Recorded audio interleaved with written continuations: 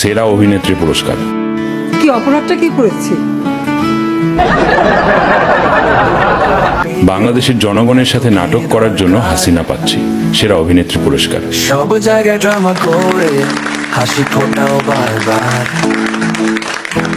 জল ভরা চোখে বলো সবাই জামাত আর বিএনপি।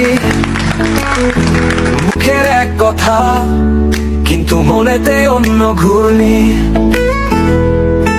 সব জায়গায় নাটকের রং বোঝা যায় নাকি।